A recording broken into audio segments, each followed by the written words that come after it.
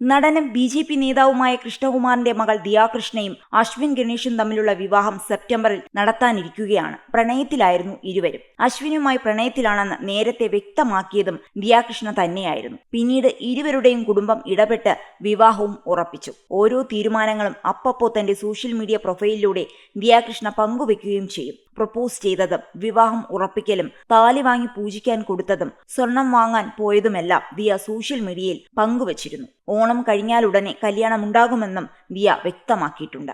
വിവാഹ ദിവസം സ്വകാര്യത വേണം എന്നതിനാലാണ് വിവാഹ തീയതി ഇതുവരെ പരസ്യമാക്കാത്തതെന്നും ദിയ പറയുന്നു. പൊതുനിശബ്ദനായ ഒരു വ്യക്തിയാണ് അശ്വിൻ.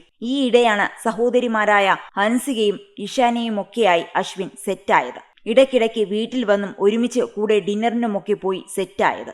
ബ്ലോഗിലെ അശ്വിനുമൊത്തുള്ള സംവാദത്തിനിടയിൽ തന്റെ മുൻ പ്രണയങ്ങളെക്കുറിച്ചും ദിയാകൃഷ്ണ തുറന്നു പറയുന്നുണ്ട്. കാരണം ഒരുപാട് റൊമാൻറ്റിക്കായ ഹോപ്പ്ലെസ്സായ ഒരു വലിയ പ്രേമരോഗിയാണ് ഞാൻ. നമുക്കൊരു മോശം വന്നാൽ മാത്രമേ പിന്നീട് നന്നായി മുന്നോട്ടു പോകാൻ സാധിക്കുകയുള്ളൂ. നല്ലൊരു ജീവിതം ഉണ്ടായിട്ട് നമ്മുടെ കൈപ്പിഴ കൊണ്ട് ഒരു മോശം അനുഭവം ഉണ്ടായെങ്കിൽ അതിൽ നമ്മൾ പശ്ചാത്തപിക്കേണ്ടി വരും. മുൻപ് തനിക്ക് 3-4 റിലേഷൻഷിപ്പ് ഉണ്ടായിരുന്നു. എന്നാൽ അതിൽ ഒരാൾ പോലുമില്ല വേറൊരു പെണ്ണുമായി അഫെയറിൽ പെടാത്ത ഒരാൾ പോലും ഡീസന്റ് ആയിരുന്നില്ല.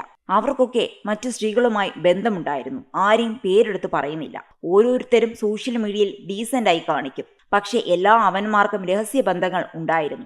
ഓരോരുത്തരെയും കണ്ട പെണ്ണുങ്ങളുടെ കൂടെ കൈയോട് പിടിക്കേണ്ടി വന്നിട്ടുണ്ട്. അവരെ ഒഴിവാക്കേണ്ടിയും വന്നു. മോശപ്പെട്ട ഒരു ഭൂതകാലം ഉണ്ടായിരുന്നോ എന്ന് ചോദിച്ചാൽ എനിക്ക് മോശമായ ഒരു ഭൂതകാലം ഉണ്ടായിരുന്നെന്ന് തുറന്നു പറയേണ്ടി വരും. മക്കളിൽ ഒരാൾ വീട്ടിൽ നിന്ന് മാറിപ്പോകുന്നതിൽ വിഷമം അനുഭവിക്കുന്ന കൂട്ടത്തിലാണ് ദിയയുടെ അമ്മ സിന്ധു കൃഷ്ണയും. ഇക്കാര്യം സിന്ധു ഒരു ഇൻസ്റ്റഗ്രാം സെഷനിൽ തുറന്നു പറയുകയും ചെയ്തിരുന്നു. അന്ന് താനൊരു മതിലിലപ്പുറമല്ലേ വിവാഹം ചെയ്തു പോകുന്നത് എന്നായിരുന്നു ദിയ കൊടുത്ത മറുപടി.